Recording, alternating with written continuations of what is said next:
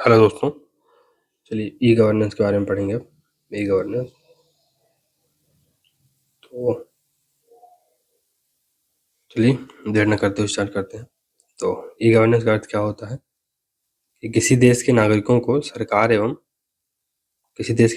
सरकारी सूचनाएं एवं सेवाएं प्रदान करने के लिए संचार एवं सूचना प्रौद्योगिकी का समन्वित प्रयोग करना। दूसरे शब्दों में प्रशासन के कार्यों में सूचना एवं संचार प्रौद्योगिकी का प्रयोग ई गवर्नेंस कहलाता है। ई गवर्नेंस में ई का अर्थ होता है इलेक्ट्रॉनिक। यूरोपीय परिषद ने ई शासन को निम्न प्रकार से परिभाषित किया: सार्वजनिक कार्यवाही के क्षेत्रों में इलेक्ट्रॉनिक प्रौद्योगिकी का प्रयोग, सार्वजनिक अधिकारों और नागरिक समाज के बीच संबंध, लोकतांत्रिक प्रक्रिया के सभी चरणों में सार्वजनिक प्राधिकरणों का कामकाज और सार्वजनिक सेवा का प्रावधान।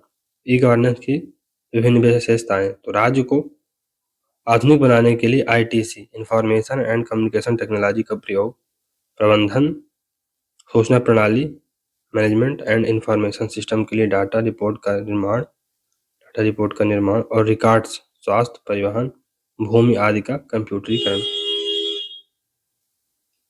ई सेवाएं। तो इसका उद्देश्य राज्य और नागरिकों के मध्य संबंध को मजबूत करना है। उदाहरण के लिए ऑनलाइन सेवाओं का प्रावधान, ई प्रशासन और ई सेवाओं का एक साथ समायोजन। ई सरकार। समाज की आवश्यकताओं को पूरा करने के लिए सरकार की क्षमता में सुधार हेतु सूचना एवं प्रौद्योगिकी का विकास करना। ई लोकतंत्र। राज्य के शासन में समाज के सभी वर्गों की भागीदारी सुनिश्चित करने के लिए आईटी का प्रयोग, पारदर्शिता, जवाबदेहिता और लोगों की भागीदारी पर जोर। इससे नीतियों का ऑनलाइन प्रस्तुतिकरण, ऑनलाइन शिकायत निवारण, ई जनमत संग्रह आदि शामिल है। ई गवर्नेंस के अन्य नाम तो digital governance, online governance, internet governance, connected governance. Smart governance क्या होता है? स्मार्ट शासन। यस माने सिंपल, सरल, एम माने मोरल, नैतिक, ए माने अकाउंटेबल, जवाबदेही, ए माने रिस्पॉन्सिव, अनुक्रियात्मक, फिर टी माने ट्रांसपेरेंट, पारदर्शी। ई गवर्नेंस के स्तंभ कौन कौन से? तो लोग, people, process, technology and resources. E governance सेवाओं की विशेषताएं तो कैशलेस, पेपरलेस, फेसलेस। ई गवर्नेंस के चरण। विभिन्न शोध अध्ययन में यह स्पष्ट है कि ई गवर्नेंस मौलिक रूप से कंप्यूटर प्रौद्योगिकी, कंप्यूटर और संचार प्रणालियों की नेटवर्किंग के विकास से जुड़ा हुआ है। भारत में ई गवर्नेंस की शुरुआत 4 चरणों में हुई है। पहला, कंप्यूटरीकरण। पहले चरण में व्यक्तिगत कंप्यूटर की उपलब्धता के साथ सभी सरकारी कार्यालय में पर्सनल कंप्यूटर स्थापित किए गए। कंप्यूटर का उपयोग बड़े प्रोसेसिंग के साथ शुरू हुआ। इसके बाद डेटा प्रोसेसिंग में तेजी आई। फिर नेटवर्किंग। इस चरण में कुछ सरकारी संगठनों की कुछ इकाइयों को विभिन्न सरकारी संस्थानों के बीच सूचनाओं के आदान प्रदान और डाटा के प्रवाह के लिए एक हब के माध्यम से जोड़ा गया। ऑनलाइन उपस्थिति। तो तीसरे चरण में इंटरनेट कनेक्टिविटी बढ़ाने के साथ वेब पर उपस्थिति बनाए रखने के लिए एक आवश्यकता महसूस की गई। इसके परिणाम स्वरूप सरकारी विभागों और अन्य संस्थाओं द्वारा वेबसाइटों का रखरखाव किया गया। आमतौर पर इन वेबसाइटों में संगठनात्मक संरचना, संपर्क विवरण, रिपोर्ट और प्रकाशन संबंधी सरकारी योजनाओं के उद्देश्य और विशिष्ट विवरण के बारे में जानकारी होती थी। ऑनलाइन अंतरक्रियाशीलता। ऑनलाइन उपस्थिति का एक स्वाभाविक महत्व सरकारी संस्थानों और नागरिक समाज संगठनों आदि के बीच संचार चैनलों का खोला जाना था। इस चरण का मुख्य उद्देश्य डाउनलोड करने योग्य फॉर्म प्रदान करके सरकारी संस्थाओं के साथ व्यक्तिगत इंटरफेस के दायरे को कम करना था। ई गवर्नेंस में सहभागिता के प्रकार। तो ई गवर्नेंस सरकार और नागरिकों के मध्य अंतःक्रिया प्रदर्शित करती है। वस्तुतः ई गवर्नेंस संपूर्ण रूप से मैनुअल गवर्नेंस को समाप्त कर सकता है। दूसरे प्रशासनिक सुधार आयोग ने promoting e governance the smart way forward 2008 शीर्षक वाली अपनी रिपोर्ट में ई गवर्नेंस के 4 प्रमुख प्रकार बताए हैं। G2C सरकार से नागरिक तक, G2G सरकार से सरकार तक, G2E सरकार से कर्मचारियों तक, G2B सरकार से व्यवसायी तक। तो G2C क्या होता है? सरकार से नागरिकों तक। ई शासन के इस मॉडल का संबंध नागरिकों द्वारा साझा की जाने वाली सरकारी सेवाओं से है। यह मॉडल सरकार तथा नागरिकों के बीच के संबंध को सुदृढ़ करता है। इस मॉडल के द्वारा प्रदान की जाने वाली सेवाएं ऑनलाइन बिलों यथा बिजली बिल, जल, टेलीफोन, बिजली बिल का आदि का भुगतान है। आवेदनों का ऑनलाइन रजिस्ट्रेशन, भूमि संबंधी रिकॉर्ड की ऑनलाइन प्रति, शिकायतों का ऑनलाइन निपटारा, इसी प्रकार की ऑनलाइन सूचना या जानकारी उपलब्ध कराना। सूचना का अधिकार, उदाहरण ज्ञान दूत प्रोजेक्ट मध्य प्रदेश, भूमि प्रोजेक्ट कर्नाटक। फिर दोस्तों आगे बढ़ते हैं सरकार से, सरकार यानी गवर्नमेंट टू गवर्नमेंट। तो इस मॉडल का तात्पर्य सरकार से सरकार के बीच साझा की जाने वाली सेवाओं से है। ऐसी बहुत सी जानकारियां एवं सूचनाएं होती हैं जिन्हें विविध सरकारी एजेंसियों, विभाग तथा संगठनों के बीच साझा किए जाने की आवश्यकता होती है। इस प्रकार की सेवाओं या जानकारियां निम्नलिखित हैं। सरकारी दस्तावेज का आदान प्रदान, जिसमें तैयारी, स्वीकृति, विवरण तथा सभी सरकारी दस्तावेजों का भंडारण भी ई शासन के द्वारा किया जाता है। अधिकांश वित्तीय तथा बजट संबंधी कार्य ई शासन के माध्यम से ही किए जाते हैं। For example Pragati, smart government, ये आंध्र प्रदेश का है। जैसे खाद्य एवं नागरिक आपूर्ति मंत्रालय द्वारा खाद्य संबंधी आवश्यकताओं की सूचना किस मंत्रालय को भेजना। वित्त मंत्रालय द्वारा अन्य मंत्रालय को विभिन्न सूचनाएं उपलब्ध कराना। सरकार से कर्मचारी, तो गवर्नमेंट टू एम्प्लॉय। यह मॉडल सरकार तथा उनके कर्मचारियों के बीच पारदर्शिता को बढ़ाता है तथा इस प्रकार उनके संबंधों को मजबूती प्रदान करता है। इस प्रतिदर्श के द्वारा साझा की जा सकने वाली जानकारी निम्नलिखित है। विभिन्न सरकारी कार्यालयों से सभी प्रकार के आंकड़े, उपस्थित संबंधी रिकॉर्ड, कर्मचारियों से संबंधित रिकॉर्ड आदि जमा किए जाना। कर्मचारी शिकायत दायर कर सकते हैं तथा असंतुष्टि व्यक्त कर सकते हैं। कर्मचारियों के लिए नियम, विनियमन तथा सूचनाएं साझा की जा सकती हैं। कर्मचारी अपने भुगतान तथा काम के रिकॉर्ड की जांच कर सकते हैं। फिर उदाहरण क्या है? ऑनलाइन सैलरी, सारा ऐप द्वारा राजस्व विभाग एवं कर्मचारियों के मध्य समन्वय। गवर्नमेंट टू बिजनेस, सरकार से व्यवसाय तक। तो इस मॉडल के माध्यम से निजी क्षेत्र एवं सरकार के बीच संबंधों में मजबूती आती है। वे इस मॉडल के माध्यम से निम्न प्रकार की जानकारियां साझा करते हैं। करों की उगाही, पेटेंट की स्वीकृति या अस्वीकृति, सभी प्रकार के बिलों तथा अर्थदंड का भुगतान, सभी प्रकार की जानकारियों, नियमों तथा आंकड़ों को साझा करना, शिकायतों तथा किसी प्रकार की असंतुष्टि को अभिव्यक्त किया जा सकता है। For example online trading, MCA21, ई-बीज, GST का रजिस्ट्रेशन करवाना इस श्रेणी के अंतर्गत आता है। भारत में ई गवर्नेंस का विकास। भारत में ई गवर्नेंस की उत्पत्ति 1970 के दशक के दौरान चुनाव, जनगणना तथा कर प्रशासन आदि से संबंधित डेटा गहन कार्यों के प्रबंधन के लिए ICT के अनुप्रयोगों पर ध्यान देने से हुई। 1970 में इलेक्ट्रॉनिक विभाग की स्थापना ई गवर्नेंस में महत्वपूर्ण कदम था। इसमें सूचनाओं तथा संचार पर ध्यान दिया गया। फिर 1976 में स्थापित राष्ट्रीय सूचना विज्ञान केंद्र, नेशनल इंफॉर्मेशन सेंटर, देश के सभी जिला कार्यालयों का कंप्यूटरीकृत करने के लिए जिला सूचना प्रणाली कार्यक्रम प्रारंभ किया। कब? 1976 में। ई गवर्नेंस की प्रगति के महत्वपूर्ण सूत्रधार 1987 में लॉन्च NIC नेट है, राष्ट्रीय उपग्रह आधारित कंप्यूटर नेटवर्क के रूप में सामने आया। 1988 में NASSCOM, national association software and services companies की स्थापना की गई। इसका कार्य सॉफ्टवेयर और गवर्नमेंट के बीच संबंध स्थापित करना था। देवांग मेहता, नेस्कॉम के अध्यक्ष, ने इस शासन को स्मार्ट गवर्नमेंट कहा। 1991 में सूचना प्रौद्योगिकी मंत्रालय की स्थापना। 2000 में भारत सरकार ने इलेक्ट्रॉनिक कार्य संपादन प्रक्रिया से संबंधित कानून को क्रियान्वित किया, इसे IT एक्ट 2000 के नाम से जाना जाता है। 2002 में नेशनल इंस्टीट्यूट फॉर स्मार्ट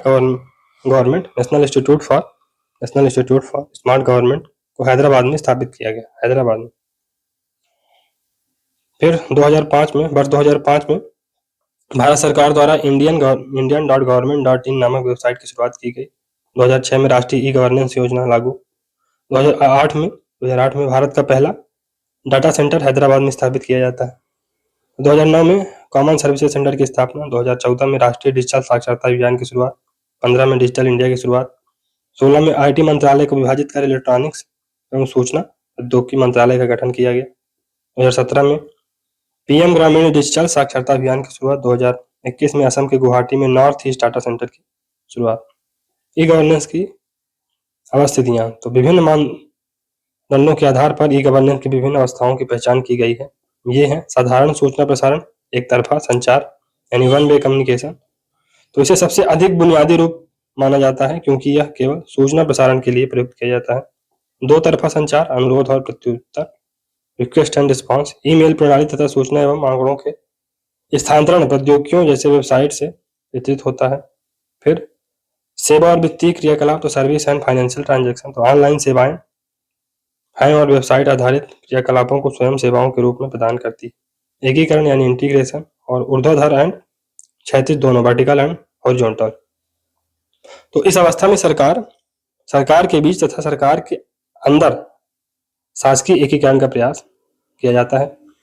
राजनीतिक सहभागिता, पॉलिटिकल पार्टिसिपेशन, तो इस अवस्था का अभिप्राय online voting, online public forum और राय ओपिनियन सर्वेक्षण से है। इसमें सरकार से अधिक प्रत्यय और व्यापक अंतःक्रिया की अपेक्षा की जा सकती है। ई गवर्नेंस के एक अन्य वर्गीकरण में 6 अवस्थाएं हैं, जिनमें पहले 2 उपयुक्त वर्गीकरण के समान है, शेष 4 अवस्थाएं। तीसरी अवस्था क्या है? इसका संबंध बहुप्रयोजनी यानी मल्टी पर्पज संद्वारों से है, मल्टीपर्पज प्रोजेक्ट से है। इसमें ग्राहक सूचना भेजने और प्राप्त करने के लिए प्रवेश का एक ही बिंदु का प्रयोग कर सकते हैं और बहुत से विभागों से क्रियाकलाप कर सकते हैं। चौथी अवस्था जिसमें संद्वार व व्यक्तिकरण शामिल है, तो इसमें संद्वार पर्सनलाइजेशन शामिल है। इसमें ग्राहक अपनी वांछित विशेषताओं से संद्वारों का ग्राहकीकरण यानी कमर्शलाइजेशन कर सकता है। पांचवी अवस्था, इसमें सेवाओं के शीघ्र वितरण हेतु सरकारी विभाग अपनी सेवाओं को समूह में सम्मिलित कर समान लाइनों द्वारा उपभोक्ता तक पहुंचाते हैं। 6th फेज क्या है? जब प्रौद्योगिकी को प्रमुख और गौण क्रियाकलापों के बीच अंतर समाप्त करने के लिए समाकलित एवं एकीकृत किया जाता है। ई गवर्नेंस के मॉडल, तो प्रोफेसर डॉक्टर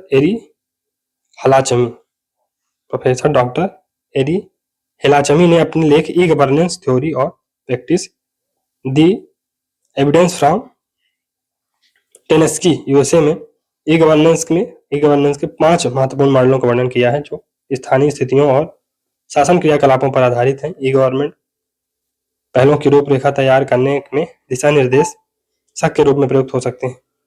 ब्रॉडकास्टिंग मॉडल, प्रसारण मॉडल, तो यह मॉडल शासन संबंधी सूचना के प्रचार प्रसार पर आधारित है, जो सूचना एवं संचार प्रौद्योगिकियों और अभिसारी मीडिया के माध्यम से सूचना को अधिक व्यापक सार्वजनिक अधिकार क्षेत्र में पहुंचाता है।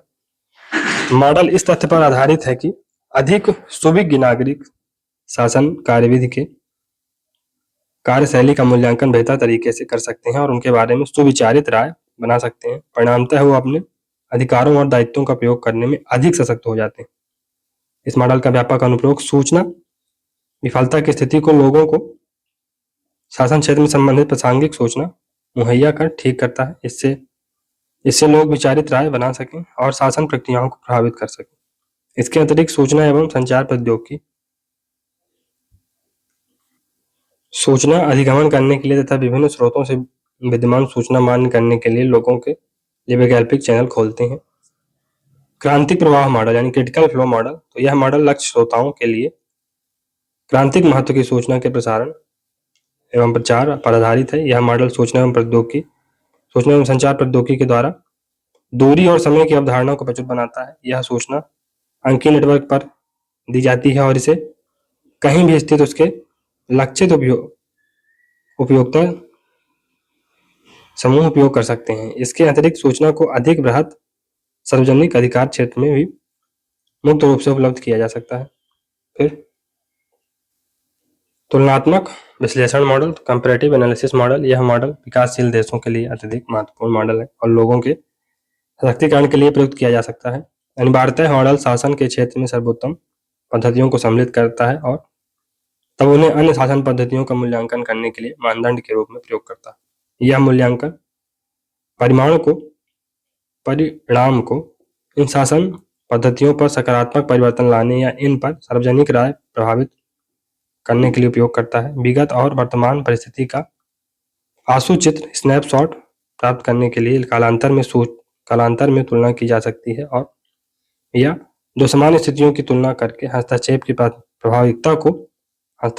प्रभाविकता की तुलना करने के लिए प्रयुक्त किया जा सकता है। इस मॉडल की शक्ति अनेक प्रकार की सूचनाओं को भंडारण करने और समस्त भौगोलिक एवं सोपानिक बाधाओं को पार कर उसे प्रतिनयन और संचरण करने के लिए अंकीय नेटवर्क की इस असीमित क्षमता में निहित है। फिर ई एडवोकेसी गतिशील और समर्थनकारी मॉडल। तो e advocacy mobilization and lobbying model. तो यह मॉडल आभासी समुदायों द्वारा व्यक्त की गई राय और समस्याओं को जोड़कर वास्तविक विश्व क्रियाविधि की गति का निर्माण करता है। यह मॉडल विश्व सिविल समाज को विश्व निर्णय क्रियाविधि पर प्रभाव डालने में सहायता करता है। यह सूचना के योजनाबद्ध निर्देशित प्रवाह पर आधारित है। इसमें साधारण आभासी संवर्ग का निर्माण हो सके जो वास्तविक विश्व की कार्यवाही को सुप्रभावित कर सके। ऐसे आभासी समुदाय बनाए जाते हैं जो एक मूल्यों और समस्याओं का सहभाजन करते हैं और बदले में ये समूह संगठित कार्यवाही के लिए वास्तविक समूहों और क्रियाकलापों की सहायता करते हैं। यह मॉडल विविध आभासी समुदाय के नेटवर्किंग द्वारा विचार, विशेषज्ञता और संसाधन को संचित करता है। इसके अतिरिक्त यह भौगोलिक, संस्थागत और नौकरशाही बाधाओं से परे मानव संसाधन और सूचनाओं को गतिशील बनाता है और संगठित क्रिया के लिए उपयोग करता है। Interactive service model. तो ये अन्योन क्रिया सेवा मॉडल। यह शासन क्रिया विधि में व्यक्तियों के प्रत्यक्ष इनडायरेक्ट पार्टिसिपेशन के लिए मार्ग खोलता है और सूचना एवं संचार प्रौद्योगिकी के माध्यम से डिसीजन मेकिंग जो है कार्यविधियों में अधिक वास्तविकता और पारदर्शिता लाता है। मूलतः सूचना और संचार प्रौद्योगिकी द्वारा अंकीय नेटवर्क में प्रत्येक व्यक्ति को लाने की संभावना है और यह उनके बीच सूचना का अन्योन क्रिया दो तरफा यानी बायलैटरल इंटरैक्टिव सर्विस मॉडल प्रवाह कर सकती है। इस मॉडल के अधीन सरकार द्वारा दी गई विभिन्न सेवाएं अन्योन क्रिया तरीके से यानी इंटरैक्टिव तरीके से उसके नागरिकों को सीधे रूप में उपलब्ध होती हैं। यह ऐसा शासन के विभिन्न पहलुओं में सरकार से उपभोक्ता और उपभोक्ता से सरकार के बीच अन्योन क्रिया चैनल खोलकर करता है, जैसे ई बैलेट द्वारा सरकार निर्वाचन, विशेष शिकायतों का ऑनलाइन निवारण, समस्याओं का सहभाजन और विभिन्न मुद्दों पर राय मतदान आदि। भारत में ई गवर्नेंस से संबंधित नीतियां। तो लोक सेवा प्रदायन की प्रभावशीलता पर निश्चित करने के लिए सर्वप्रथम नीतिगत उपाय 1990 के आरंभिक दशक में केंद्रीय प्रशासन सुधार समिति ने राज्य और नागरिकों के बीच एक इंटरफेस के रूप में सिफारिश से की थी। वर्ष 2003 के मध्य में सूचना प्रौद्योगिकी विभाग तथा प्रशासनिक सुधार एवं अन्य शिकायत विभाग के समायोजन से राष्ट्रीय ई गवर्नेंस योजना लागू की गई। द्वितीय प्रशासनिक आयोग 2005। तो सूचना एवं संचार प्रौद्योगिकी के समावेशन में शामिल प्रयासों और देश में ई गवर्नेंस संबंधी कार्यक्रम देश के प्रशासनिक परिवर्तन प्रयासों के व्यापक ढांचे के भीतर तैयार किए जाने चाहिए। इस संबंध में भारत में द्वितीय प्रशासनिक आयोग 2005 की नियुक्ति की गई। आयोग नियुक्ति करने में भारत सरकार ने लोक प्रशासन व्यवस्था में अनुक्रियाशील, जवाबदेही, सतत और कुशल प्रशासन के सरलीकरण हेतु ई गवर्नेंस को महत्वपूर्ण बताया। National e governance plan NEGP तो भारत सरकार द्वारा 18 मई 2006 को प्रारंभ। उद्देश्य भारत के नागरिकों को सभी सेवाएं इलेक्ट्रॉनिक माध्यमों से उपलब्ध कराना। इस योजना का ध्येय वाक्य क्या था? एक कदम आपकी ओर, एक कदम आपके लिए। सरकार ने 27 मिशन मोड परियोजनाओं और 8 घटकों वाली राष्ट्रीय ई शासन योजना NEGP को 18 मई 2006 को अनुमोदित किया। वर्ष 2011 में 27 MMP की सूची में 4 परियोजनाओं स्वास्थ्य, शिक्षा, PDS और डाक जोड़ दी गई और इस प्रकार अब 31 मिशन मोड परियोजनाएं MMP हैं। सरकार ने NAGP के विजन, पहल, रणनीति, प्रमुख घटकों, क्रियान्वयन पद्धति और प्रबंध ढांचे को अनुमोदित किया है। हालांकि NIGP के अनुमोदन में सभी मिशन मोड परियोजनाओं MMP और उसके अंतर्गत संगठनों के लिए वित्तीय अनुमोदन या अनुमोदनों निहित नहीं होते हैं। कंप्यूटरीकरण, नेटवर्किंग, ऑनलाइन उपस्थिति, ऑनलाइन संपर्क। NIGP के प्रमुख अवसंरचनात्मक घटक इंफ्रास्ट्रक्चर एस्पेक्ट क्या है? डाटा, राज्य डाटा सेंटर, तो स्टेट डाटा सेंटर SDC, राज्यव्यापी क्षेत्र network SWAN, state wide area network, सामान्य सेवा केंद्र कॉमन सर्विस सेंटर, निचले स्तर पर ग्रास रूट लेवल तक सेवाओं की इलेक्ट्रॉनिक पहुंच। फिर NEGP है तो मिडिलवेयर ई गेटवे, राष्ट्रीय ई शासन सेवा प्रदायगी gateway, national e governance service delivery gateway, राज्य ई शासन सेवा प्रणाली, राज्य ई शासन सेवा प्रदायगी gateway, state e governance service delivery gateway, mobile e शासन सेवा प्रदायगी gateway, mobile e governance service delivery gateway. योजना में तकनीकी आर्किटेक्चर की परतें, technology architectural layer in plan, तो ऑर्गेनाइजेशनल लेयर संगठन परत, फिर टेक्नोलॉजी लेयर तकनीकी परत, उपयोगकर्ता परत यूजर लेयर। तो ये एक महत्वपूर्ण डायग्राम है जिसके माध्यम से इसको दर्शाया गया है। महत्वपूर्ण सहायक घटक संगठक, तो इम्पोर्टेंट सपोर्ट कंपोनेंट, सुरक्षा, मानव संसाधन, नागरिक सहभागिता, सोशल मीडिया के साथ साथ मेटा, अंतर प्रचालनीयता, इंटरऑपरेबिलिटी, उद्यम अवसंरचना, एंटरप्राइज आर्किटेक्चर, सूचना सुरक्षा आदि पर मुख्य नीतियां एवं दिशा निर्देश आदि प्रमाण के लिए ढांचा, फ्रेमवर्क फॉर ऑथेंटिकेशन, तो ई प्रमाण, GI क्लाउड्स। सारांश क्या है? NGP के अंतर्गत मिशन में परियोजनाओं का एक संकलन है। फिर राष्ट्रीय ई शासन प्रभाग, नेशनल ई गवर्नेंस डिवीजन, राष्ट्रीय ई गवर्नेंस योजना के तहत क्षमता निर्माण, कैपेसिटी बिल्डिंग एवं राज्य ई मिशन टीमों की स्थापना तथा राज्यों एवं केंद्र शासित प्रदेशों को तकनीक एवं पेशेवर सहायता प्रदान करने के लिए इस प्रभाग का गठन किया गया। इलेक्ट्रॉनिक और सूचना प्रौद्योगिकी विभाग DETI द्वारा संचार एवं सूचना प्रौद्योगिकी मंत्रालय, भारत सरकार के तहत मीडिया लैब एशिया के अंतर्गत NEDG की स्थापना की गई। Program management unit, national e governance plan के तहत यह प्रभाग विभिन्न मंत्रालयों, राज्य सरकारों के मध्य AIGP के क्रियान्वयन को सुगम बनाने का काम करेगा। यह प्रभाग केंद्रीय मंत्रालय एवं राज्य स्तरीय विभागों को तकनीकी सहायता प्रदान करेगा। डिजिटल इंडिया मिशन शुभारंभ 1 जुलाई 2015 को। नोडल एजेंसी कौन है? DETI, यानी electronics and information technology department, electronics और सूचना प्रौद्योगिकी विभाग। घटक क्या है इसके? डिजिटल आधारभूत ढांचे का निर्माण करना, इलेक्ट्रॉनिक रूप से सेवा को जनता तक पहुंचाना, डिजिटल साक्षरता, आधारभूत स्तंभ, राजमार्ग पर ब्रॉडबैंड सुविधा, मोबाइल कनेक्टिविटी के लिए यूनिवर्सल एक्सेस, पब्लिक के लिए इंटरनेट एक्सेस। फिर ई गवर्नेंस द्वारा प्रौद्योगिकी के माध्यम से सरकार को सुधारना, ई क्रांति द्वारा सेवाओं का इलेक्ट्रॉनिक वितरण, सभी के लिए जानकारी, इलेक्ट्रॉनिक्स विनिर्माण, नौकरियों के लिए IT को प्रोत्साहन, प्रारंभिक कृषि कार्यक्रम, इलेक्ट्रॉनिक सेवा प्रदान विधेयक 2011। तो ई गवर्नेंस की दिशा में भारत सरकार ने 27 दिसंबर 2011 को लोकसभा में इलेक्ट्रॉनिक सेवा प्रदान विधेयक 2011 पेश किया। सरकारी सेवाएं प्रदान करने और लोगों को उनके घर पर ही इलेक्ट्रॉनिक रूप से बिना किसी अधिकारी के शोषण के सेवा प्रदान करने की व्यवस्था की गई। केंद्र एवं राज्य सरकारों, विभागों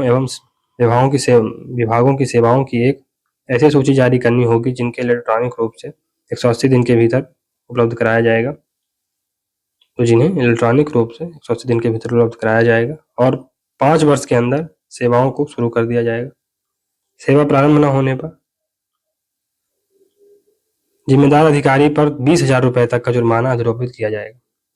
फॉर्म एवं आवेदन पत्रों की प्राप्ति, लाइसेंस जारी करना या अनुमति, परमिट, सर्टिफिकेट, प्रतिबंध एवं अनुमोदन और धन की प्राप्ति एवं भुगतान सभी इंटरनेट के माध्यम से किया जा सकेगा। विधेयक सरकारी विभागों की निगरानी एवं प्रतिनिधियों की सुनवाई के लिए केंद्रीय एवं राज्य इलेक्ट्रॉनिक सेवा प्रदायन आयोग की स्थापना करता है।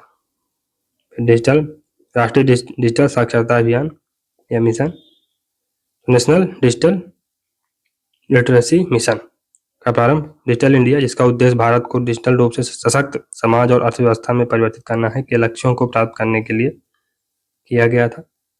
इस मिशन के अंतर्गत लाभार्थी को कंप्यूटर और अन्य डिजिटल उपकरणों का प्रयोग करने, इंटरनेट ब्राउजिंग हेतु और ईमेल भेजने तथा प्राप्त करने के लिए 20 घंटे के प्रशिक्षण कार्यक्रम को प्रदान किया जाता है। एनडीएलएम के लिए निर्धारित समय सीमा की अवधि 18 माह थी, लेकिन इसे जून 2016 में समाप्त करने से पूर्व 27 माह तक के लिए विस्तारित कर दिया गया। इस कार्यक्रम के संचालन के दौरान ही सरकार द्वारा 2015 में डिजिटल साक्षरता अभियान दिशा प्रारंभ कर दिया गया। 2017 में भारत ने विगत 2 सूचनाओं के सुधार हेतु प्रधानमंत्री ग्रामीण डिजिटल साक्षरता अभियान का शुभारंभ किया। डिजिटल ग्राम कार्यक्रम तो सामान्य सेवा केंद्रों, कॉमन सर्विस सेंटर मॉडल ने पायलट चरण के अंतर्गत देश में 6 गांवों को डिजिटल ग्राम के रूप में विकसित किए जाने के लिए अपनाया गया। कॉमन सर्विस सेंटर योजना डिजिटल इंडिया कार्यक्रम के तहत मिशन मोड परियोजनाओं में से एक है। सीएससी देश के ग्रामीण एवं दूर दराज क्षेत्रों में नागरिकों के लिए आवश्यक जन उपयोगी सेवाओं, सामाजिक कल्याण योजनाओं, स्वास्थ्य सेवा, वित्तीय, शिक्षा एवं कृषि सेवाओं के वितरण हेतु पहुंच बिंदु के अतिरिक्त B2C सेवाओं का, बिजनेस टू कंज्यूमर सेवाओं का भी आयोजन करता है। डिजी गांव या डिजिटल ग्राम की अवधारणा में देश के ग्रामीण और दूर दराज हिस्सों की परिकल्पना एक ऐसे कनेक्टेड स्थान के रूप में की जाती है जहां नागरिक केंद्र सरकार, राज्य सरकारों और निजी एजेंसियों की विभिन्न ई सेवाओं का लाभ उठाया जा सकता है। डिजिटल गांवों में गांव के सामुदायिक केंद्र, LED, assembly unit, sanitary napkin unit, Asha और आंगनबाड़ी कार्यकर्ताओं की सक्रिय भागीदारी को साथ और वाईफाई चौपाल को सौर प्रकाश सुविधा से सुसज्जित किया गया है। फिर डिजिटल नॉर्थ इंडिया विजन 2022, तो सरकार ने डिजिटल नॉर्थ इंडिया विजन 2022 जारी किया, जिसका लक्ष्य पूर्वोत्तर राज्यों के लोगों के जीवन में रूपांतरण लाने और जीवन की सुगमता को बढ़ाने के लिए डिजिटल प्रौद्योगिकियों का लाभ उठाना है।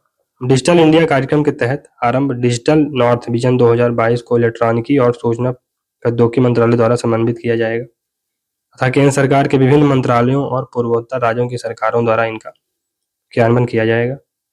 यह दस्तावेज 8 डिजिटल रूप से महत्वपूर्ण क्षेत्रों की पहचान करता है: डिजिटल अवसंरचना, डिजिटल सेवाएं, डिजिटल सशक्तिकरण, इलेक्ट्रॉनिक निर्माण को प्रोत्साहन, आईटी और आईटी सक्षम सेवाओं को प्रोत्साहन, डिजिटल भुगतान, नवाचार एवं स्टार्टअप तथा साइबर सुरक्षा।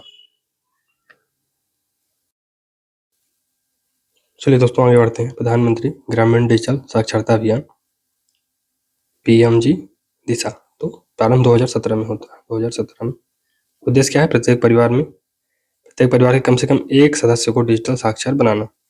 राष्ट्रीय ई गवर्नेंस सम्मेलन ये कब हुआ था? 24वां राष्ट्रीय ई गवर्नेंस सम्मेलन जनवरी 2022 में हैदराबाद में आयोजित किया गया था। 25वां राष्ट्रीय ई गवर्नेंस सम्मेलन नवंबर 2022 में जम्मू कश्मीर के कटरा में आयोजित किया गया था। भारत के ई गवर्नेंस अवसंरचना तो इलेक्ट्रॉनिक्स एवं इंफॉर्मेशन तकनीक मंत्रालय द्वारा निम्नलिखित अवसंरचना निम्न है। तो निर्मित संरचना कैसी है? आधार डिजिटल बायोमेट्रिक पहचान अवसंरचना, आधार डिजिटल बायोमेट्रिक पहचान अवसंरचना, डिजी लॉकर, ओपन डाटा, मुक्त डाटा। फिर गवर्नमेंट ई मार्केट प्लेस सरकारी खरीद है तो मेघराज, आई क्लाउड, सामान्य सेवा केंद्र, सेवा वितरण गेटवे, राज्य data center, state wide area network, स्वान, ई ताल आर्काइव पुरालेख, open forge project, e government development index, Pragati 2.0, proactive governance and timely implementation, my GOV 2.0, जीवन प्रमाण, भारत सरकार के लिए सुरक्षित ईमेल सेवा, डिजी लॉकर, तो डिजिटल लॉकर या डिजी लॉकर, डिजिटल इंडिया के तहत भारत सरकार का कार्यक्रम है। इसके अंतर्गत नागरिकों को सार्वजनिक क्लाउड पर सुरक्षित दस्तावेज एक्सेस करने के लिए यह एक प्लेटफॉर्म है। पेपरलेस गवर्नेंस पर ही आधारित। डिजिटल दस्तावेज भारतीय सूचना प्रौद्योगिकी अधिनियम 2000 के तहत कानूनी रूप से वैध दस्तावेज माने जाएंगे। इन दस्तावेजों को सूचना प्रौद्योगिकी डिजिटल लॉकर सुविधाएं प्रदान करने वाले मध्यस्थों द्वारा सूचना का संचरण और प्रतिधारण नियम 2016 के नियम 9A के तहत डिजिटल लॉकर के माध्यम से उपलब्ध दस्तावेज जारी किए गए मूल भौतिक दस्तावेजों के समतुल्य माना जाएगा। फिर ओपन डाटा क्या होता है, मुक्त डाटा क्या होता है दोस्तों? तो विज्ञान एवं प्रौद्योगिकी मंत्रालय के माध्यम से केंद्र सरकार ने राष्ट्रीय डेटा साझाकरण और पहुंच नीति NDSAP तैयार की है, जबकि इलेक्ट्रॉनिक्स एवं सूचना प्रौद्योगिकी मंत्रालय में नीति को लागू करने वाला नोडल मंत्रालय। विज्ञान और प्रौद्योगिकी मंत्रालय के तहत विज्ञान और प्रौद्योगिकी विभाग ने राष्ट्रीय सूचना विज्ञान केंद्र NIC के माध्यम से data.gov.in बनाकर अन्य संबंधित मंत्रालयों और मेटी के साथ घनिष्ठ सहयोग के माध्यम से NDSAP तैयार किया। गवर्नमेंट ई मार्केट प्लेस, सरकार ने विभिन्न सरकारी विभागों, संगठनों, सार्वजनिक उपक्रमों द्वारा आवश्यक सामान्य उपयोग की वस्तुएं और सेवाओं की ऑनलाइन खरीदी की सुविधा के लिए one stop government e market place GEM बनाया। GEM सार्वजनिक खरीद में पारदर्शिता, दक्षता और गति बढ़ाएगा। यह ई बिल्डिंग और रिवर्स ई नीलामी के साथ साथ मांग एकीकरण के उपकरण भी प्रदान करेगा, ताकि सरकारी उपयोगकर्ता को पैसे का सर्वोत्तम मूल्य प्राप्त करने में मदद मिल सके। सामान्य सेवा केंद्र, तो कॉमन सर्विस सेंटर योजना राष्ट्रीय ई गवर्नेंस योजना के तहत प्रति 6 गांवों में एक CSC के अनुपात में 1 लाख गांवों की कवर करने की लक्ष्य है। CSC 2.0 ए वे फॉरवर्ड डिजिटल इंडिया कार्यक्रम के तहत नागरिकों को ई सेवाओं के वितरण को अधिकतम करने के लिए 2.5 लाख ग्राम पंचायतों को कवर करने का लक्ष्य है। फिर सेवा वितरण गेटवे, मोबाइल प्रशासन, तो सेवा वितरण गेटवे के अंतर्गत mobile e governance service delivery gateway स्थापित किए गए हैं। MSDG उपयोगकर्ता के मोबाइल हैंडसेट पर स्थापित मोबाइल एप्लीकेशन का उपयोग करके मोबाइल उपकरणों पर सरकारी सेवाएं प्रदान करता है। MSDG भारत सरकार के IIP IIS interoperability interface protocol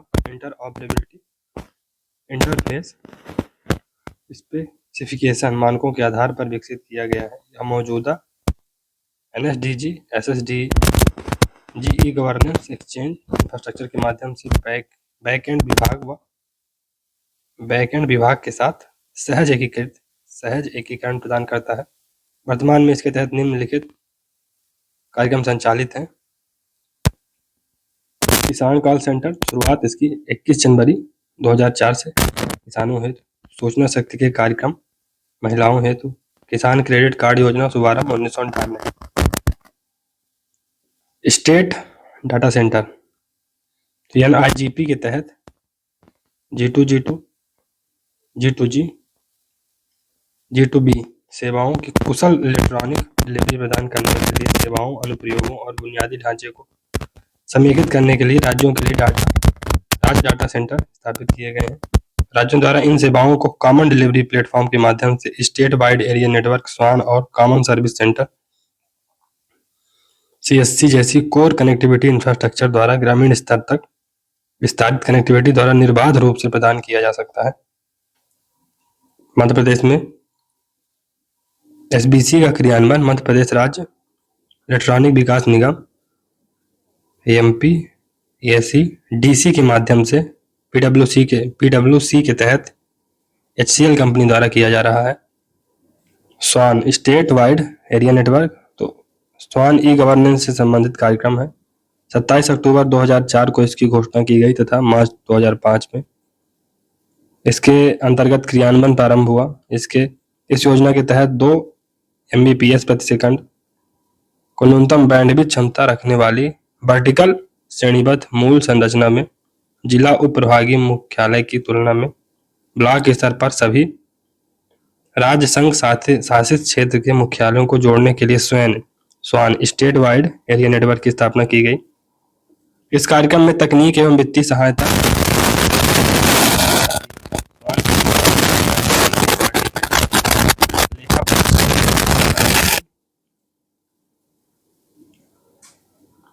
एजेंसियों द्वारा की जाएगी। राज्य सरकारों ने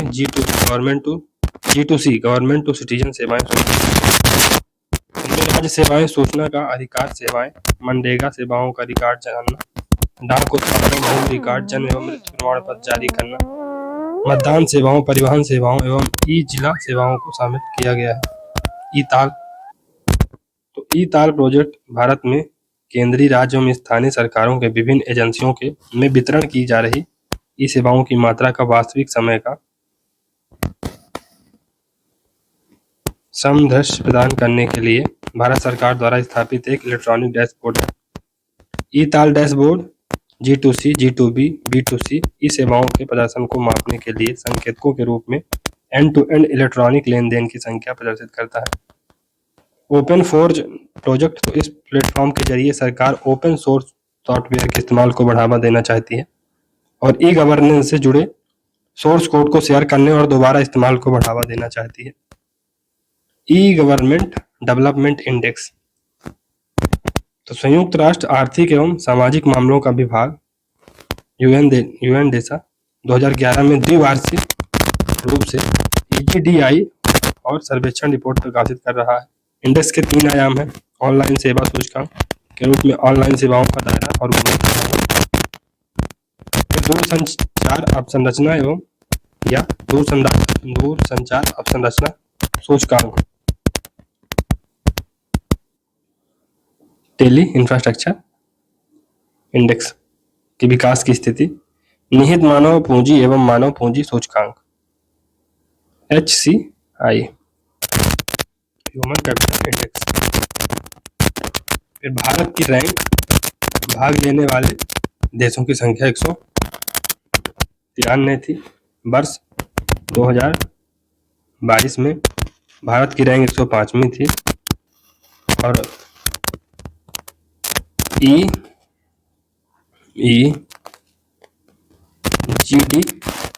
स्कोर क्या था? 2.5883। फिर 2020 भारत की रैंक 100वीं थी। भाग लेने वाले देशों की संख्या 193। फिर EGDI क्या था? 0.5964। Proactive governance and timely implementation, Pragati. तो इसकी शुरुआत 2015 में मिशन मोड प्रोजेक्ट के अंतर्गत राज्यों को अपनी स्थिति जानने हेतु की गई थी। यह पोर्टल डिजिटल डेटा प्रबंधन, वीडियो कॉन्फ्रेंसिंग एवं भू स्थानिक संबंधित है। माई GOV 2.0, मेरी सरकार 2.0 मंच एक नागरिक केंद्रित प्लेटफॉर्म है जिसे एकीकृत नागरिक चुनाव मंच इससे भी कहते हैं। यह मंच कई सरकार के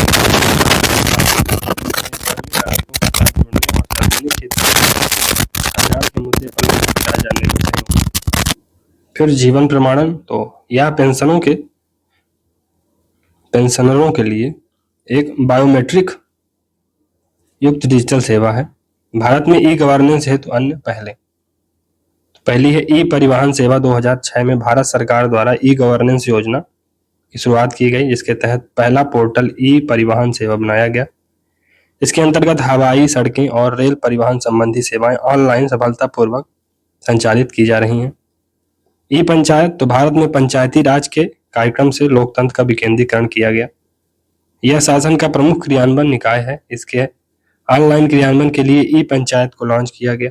इसमें पंचायत संबंधी सभी मामले, नियम तथा योजनाएं ऑनलाइन रूप से क्रियान्वित की जाती हैं। ई पंचायत से अर्थ इलेक्ट्रॉनिक पंचायत से है, जिसके अंतर्गत सूचना और संचार की आधुनिक तकनीक का उपयोग कर पंचायत को कंप्यूटरीकृत किया जाता है।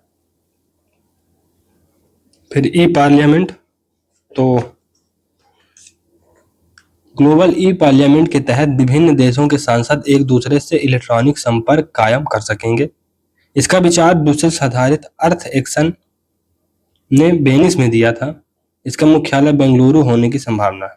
थर्ड क्या है? Information and library. तो विश्वविद्यालय अक्टूबर आयोग, विश्वविद्यालय अनुदान आयोग ने यानी यूजीसी ने 1991 में एक प्रमुख कार्यक्रम के रूप में शुरू किया। इसका मुख्यालय अहमदाबाद में गुजरात विश्वविद्यालय में स्थित है।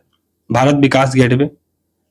तो भारत विकास गेटवे यह एक ऐसी राष्ट्रव्यापी पहल है जिसका उद्देश्य ग्रामीण समुदायों को आवश्यकताओं को पूरा करने के लिए उनके स्थानीय भाषाओं में अनुक्रियाशील और सटीक जानकारी, उत्पाद और सेवाएं प्रदान करना है। इसी के तहत हिंदी, अंग्रेजी, तमिल, तेलुगु, मराठी एवं बांग्ला भाषाओं में 6 चिन्हित क्षेत्रों कृषि, स्वास्थ्य, प्राथमिक शिक्षा, ई शासन, ग्रामीण ऊर्जा तथा सामाजिक कल्याण पर सूचना साझा करने के लिए एक बहुआयामी एवं बहुभाषी प्लेटफॉर्म www.indg.in स्थापित किया गया। नेशनल नॉलेज नेटवर्क, तो इसकी स्थापना नई दिल्ली 2010 में होती है। उद्देश्य रिसर्च तथा पाठ्यक्रम संबंधी कनेक्टिविटी सुविधा को बढ़ाने हेतु नेटवर्क विकसित करना। यह नेटवर्क भूटान में भी कार्यरत है। इसकी नोडल एजेंसी NIC है, नेशनल इन्फॉर्मेटिक्स सेंटर। फिर सोशल मीडिया गवर्नेंस। शासन की प्रणाली में सोशल नेटवर्किंग साइट का उपयोग करना सोशल मीडिया गवर्नेंस कहलाता है। H. डटन ने सोशल मीडिया को लोकतंत्र का 5वां स्तंभ बताते हुए इस अवधारणा को प्रस्तुत किया। सर्वप्रथम अमेरिका एवं फिलीपींस के राष्ट्रपति ने सरकारी कामकाज में पारदर्शिता लाने एवं सरकारी कार्यों में जन भागीदारी बढ़ाने हेतु अपने सभी मंत्रालयों को सोशल मीडिया के उपयोग का सुझाव दिया था। चलिए आगे बढ़ते हैं। तो भारत में भी वर्तमान समय में सभी पंचायतों व अन्य सरकारी कार्यालय, चुनाव आयोग, योजना आयोग जैसे संस्थान, योजना आयोग तो रह नहीं गया, संस्थान सोशल मीडिया से जुड़े हुए। नीति आयोग आ गया इसकी जगह में 2014 में। फिर नेशनल इंफॉर्मेशन सेंटर NIC, तो सरकारी विभागों में प्रशासकीय निर्णयों में तीव्रता लाने के लिए एक उपयुक्त सूचना प्रणाली विकसित करने के उद्देश्य से राष्ट्रीय सूचना विज्ञान केंद्र नेशनल इंफॉर्मेटिक्स सेंटर NIC की स्थापना 1976 में इलेक्ट्रॉनिक्स और सूचना प्रौद्योगिकी मंत्रालय के अंतर्गत की गई। फिर देश में केंद्रीय सरकार और राज्य सरकारों तथा अन्य शासकीय निकायों को कंप्यूटर और नेटवर्किंग सहायता देने वाला यह देश का अकेला संस्थान है, अतः यह सरकार का ई गवर्नेंस सहायता का आधार है। फिर NIC के ई गवर्नेंस नेटवर्क निकनेट पर ईमेल, वेबसाइट, वीडियो कॉन्फ्रेंसिंग, जो स्पेशियल सेवाएं, ई शिक्षण आदि सेवाएं उपलब्ध हैं। निकनेट, तो भारत में अग्रणी सूचना प्रौद्योगिकी संगठन नेशनल इंफॉर्मेटिक्स ऑर्गेनाइजेशन, राष्ट्रीय सूचना विज्ञान केंद्र national information and science centre ने उपग्रह पर आधारित निकनेट नामक राष्ट्रव्यापी कंप्यूटर संचार नेटवर्क स्थापित किया। निकनेट के 1400 से अधिक केंद्रों नोड्स के माध्यम से देश की राजधानी नई दिल्ली को सभी राज्यों की राजधानी तथा जिला मुख्यालय से जोड़ा गया है। निकनेट 1988 से पूर्णतः कार्य कर रहा है और देश में इसे BSAT के उपयोग के योग्य बनाया गया है। 1987 में जिला सूचना प्रणाली कार्यक्रम OISNIC शुरू हुआ है। भारत नेट प्रोजेक्ट, तो इसका प्रारंभ अक्टूबर 2011 में हुआ। पहले इसका नाम OFCN था, यानी ऑप्टिकल फाइबर कम्युनिकेशन नेटवर्क था, परंतु 2015 में इसका नाम बदलकर भारत नेट रखा गया। इसका उद्देश्य ग्राम पंचायतों को ब्रॉडबैंड उपलब्ध कराना है। NIBSG, तो नेशनल इंस्टीट्यूट फॉर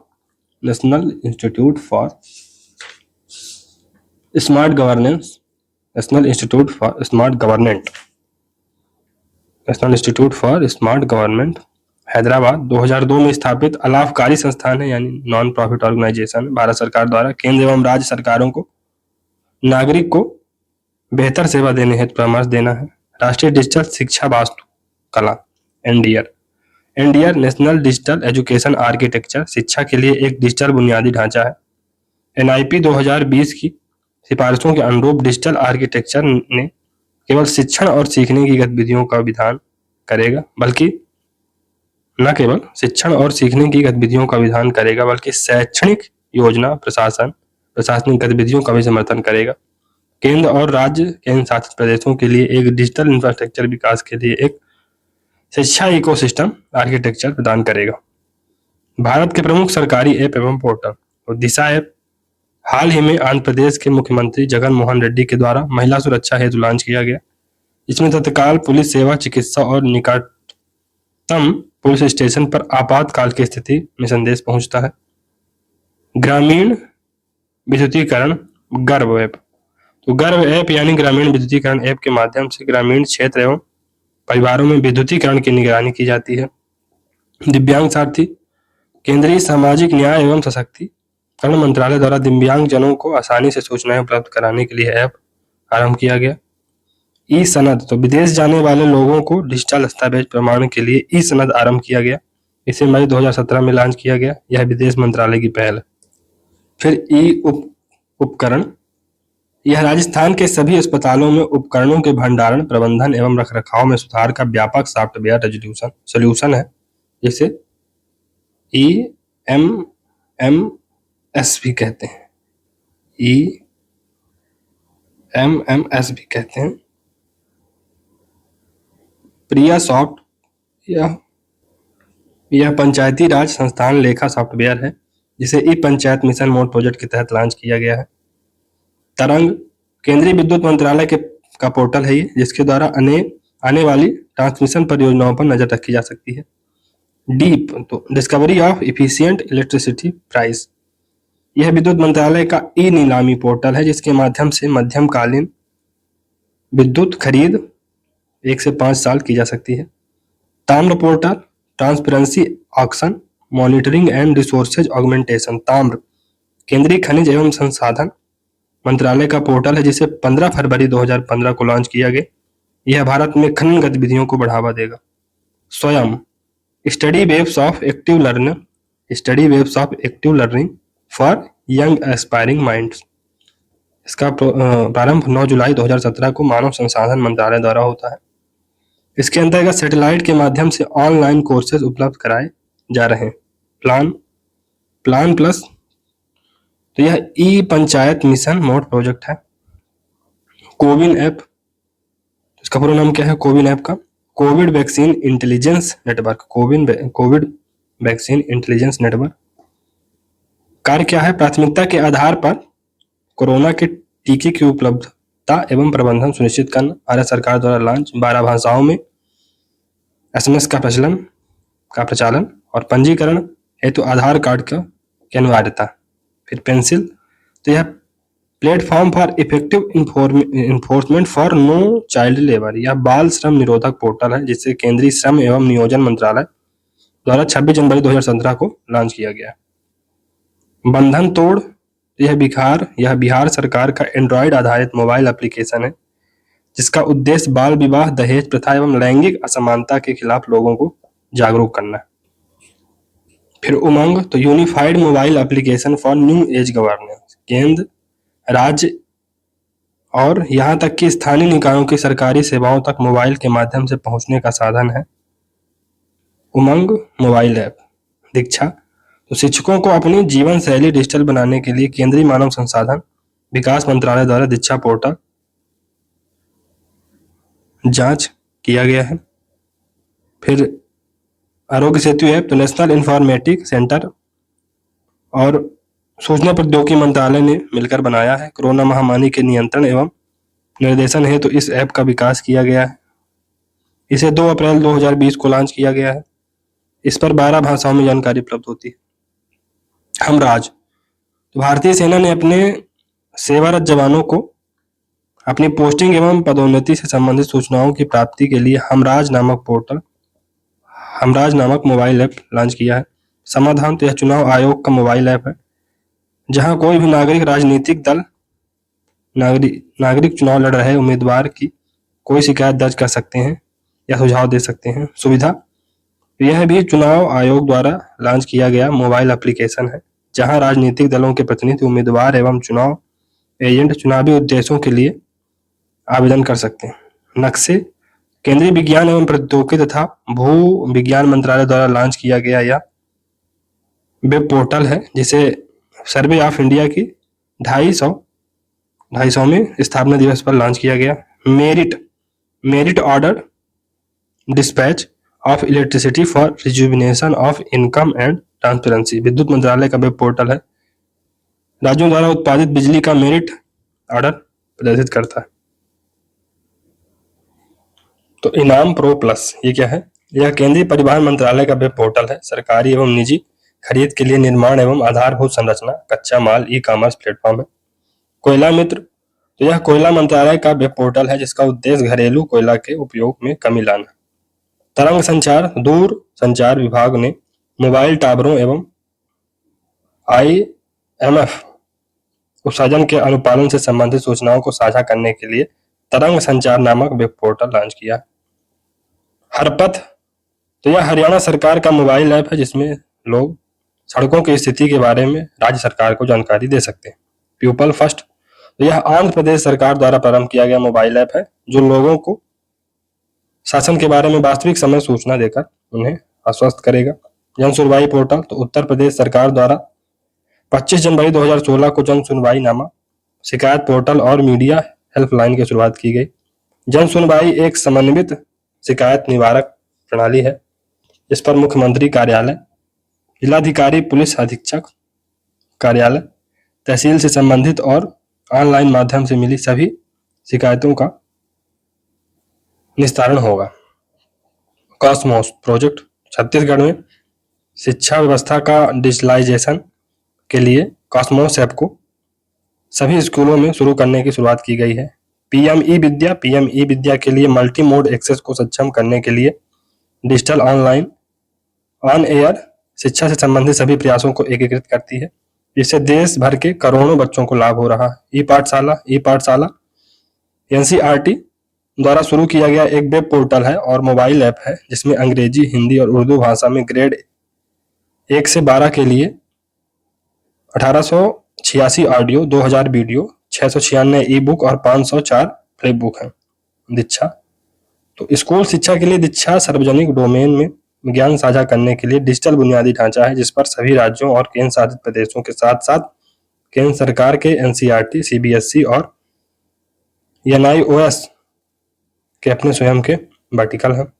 स्वयं प्रभा, तो इस प्रयास का उद्देश्य सर्वोत्तम शिक्षण अधिगमन संसाधनों को सभी तक पहुंचाना है। कक्षा 1 से 12 हेतु 1 क्लास 1 चैनल सहित कुल 32 DTH TV चैनल स्कूली और उच्च शिक्षा के लिए उच्च गुणवत्ता वाली शिक्षा सामग्री प्रतिदिन 24 घंटे प्रसारित करते हैं।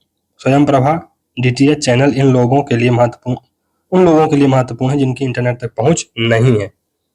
समर्थ ई गवर्नेंस सूट, समर्थ परियोजना का उद्देश्य विश्वविद्यालयों और उच्च शिक्षा संस्थानों के लिए एक ओपन सोर्स, ओपन स्टैंडर्ड, सक्षम, मजबूत, सुरक्षित, स्केलेबल और विकासवादी प्रक्रिया स्वचालन इंजन बनाना है। समर्थ ई गवर्नेंस सूट एक ई गवर्नेंस सॉफ्टवेयर है जिसमें क्लाउड आधारित सेवा के रूप में सार्वजनिक वित्त पोषित केंद्रीय विद्यालयों और चुनिंदा उच्च शिक्षा संस्थानों को सॉफ्टवेयर की पेशकश की जा रही है।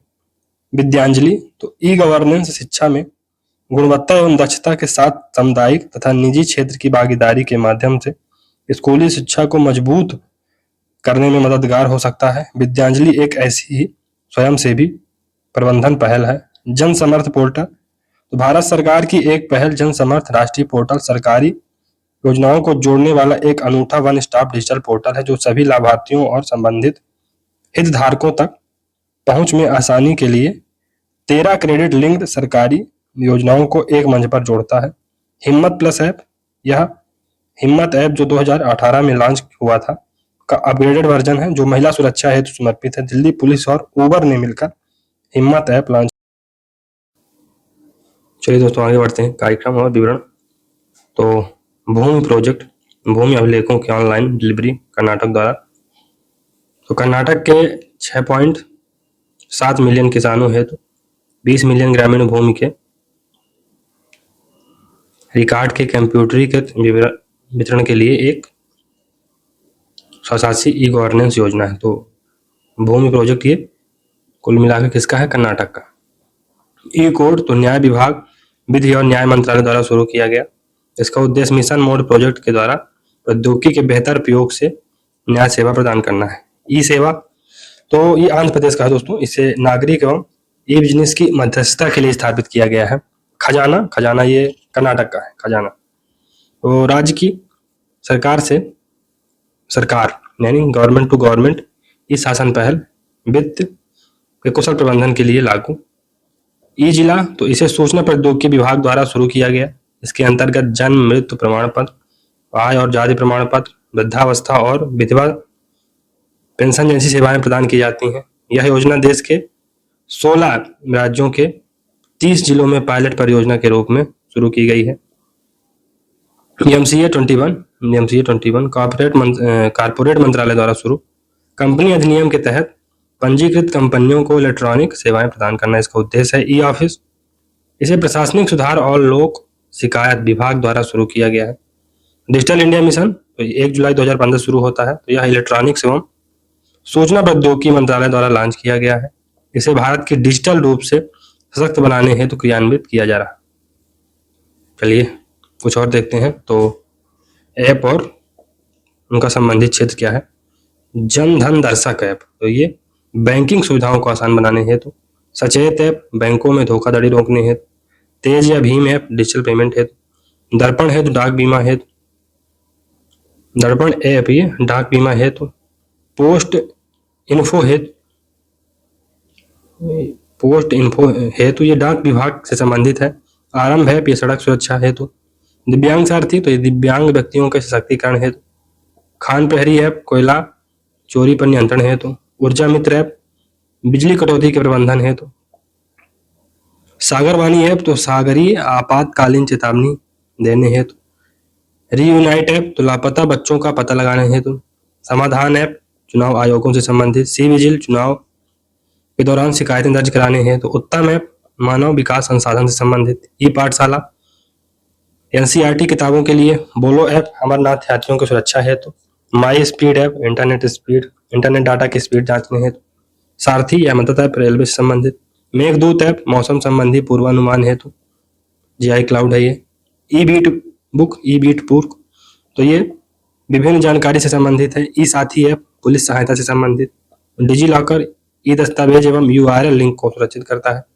कार्बन वॉच ऐप व्यक्तिगत कार्बन पदचिह्न का आकलन करने के लिए मोबाइल एप्लीकेशन लॉन्च करने वाला चंडीगढ़ भारत का पहला राज्य केंद्र शासित प्रदेश है। वाई ब्रेक ऐप तो रोजाना काम और दिनचर्या के साथ तालमेल बनाते हुए तनाव कम करने के लिए। गर्व ऐप तो ग्रामीण क्षेत्रों में विद्युतीकरण की निगरानी के लिए। फिर प्रमुख पोर्टल तो ई सहज पोर्टल प्राइवेट कंपनियों को सुरक्षा की मंजूरी देने हेतु। फिर पेंसिल पोर्टल बाल श्रम को नियंत्रित करने के लिए। निदान सॉफ्टवेयर बीमारियों की निगरानी हेतु। दीक्षा पोर्टल शिक्षकों के जीवन शैली को डिजिटल बनाने हेतु। किसान पोर्टल किसानों की समस्याओं के समाधान हेतु। ई मंडी पोर्टल कृषिगत वस्तुओं की सरकारी खरीद हेतु। नेशनल स्कॉलरशिप पोर्टल छात्रवृत्ति से संबंधित सेवाओं के लिए। माई जीओवी पोर्टल सरकारी सेवाओं से संबंधित जानकारी हेतु। शुरुआत 2014 में। फिर ई औषधि पोर्टल आयुष मंत्रालय द्वारा जारी दवा आपूर्ति श्रृंखला प्रबंधन पोर्टल है। सगुन पोर्टल स्कूलों को आपस में जोड़ने हेतु एचआरडी मंत्रालय द्वारा। ई ऑफिस सरकारी कार्यालयों में कम से कम कागजों का उपयोग हो। ई बीज न्यू बिजनेस से संबंधित वाणिज्य एवं उद्योग मंत्रालय। फिर जीवन प्रमाण पेंशन भोगियों से संबंधित है ये। सारा दर्पण पोर्टल नवोदय विद्यालयों के लिए स्कूल ऑटोमेशन।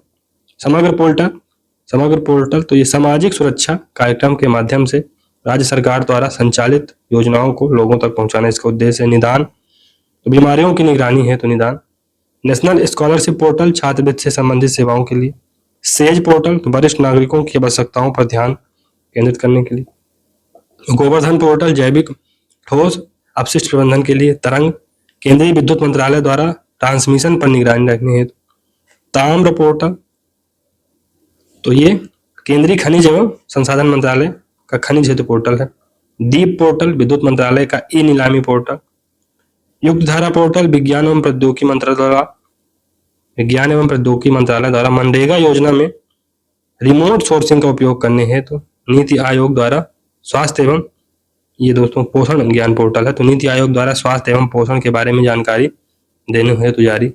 सेहत पोर्टल तो रक्षा मंत्रालय के द्वारा तीनों सेनाओं के लिए टेली मेडिसिन कंसल्टेंट सेवा। सत्यभामा पोर्टल, खनन मंत्रालय द्वारा खनिज क्षेत्र में अनुसंधान को बढ़ावा देने हेतु राज्यों द्वारा ई गवर्नेंस सहभागिता। स्टेट यूनिटरी या यूनियन टेरिटरी और इनिशिएटिव क्या क्या है उनके देखते हैं। तो आंध्र प्रदेश का ई सेवा, कार्ड, वाइस, फास्ट, ई कॉप्स।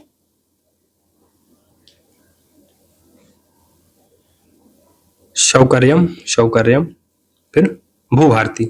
असम ई सुविधा, धरित्री, आशा और संवाद।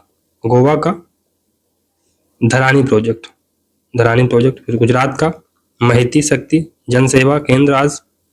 चिरंजीवी योजना, गुजरात की है चिरंजीवी योजना। निर्मल गुजरात।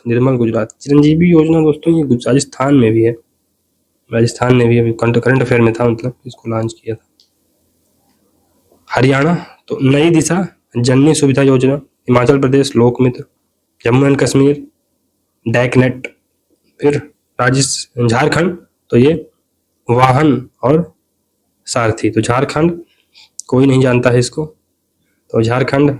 फिर कर्नाटक तो भूमि खजाने कावेरी कृषि मराठा वाहिनी ग्राम स्वराज प्रोजेक्ट। केरला तो ई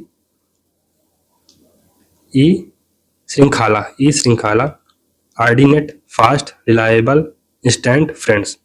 मध्य प्रदेश ज्ञान दूत ग्राम संपर्क हेड स्टार्ट रोगी कल्याण स्मृतिज। महाराष्ट्र में सेतु है वराना वायर्ड विलेज प्रोजेक्ट। ओडिशा तो ग्राम सेट ओडिशा।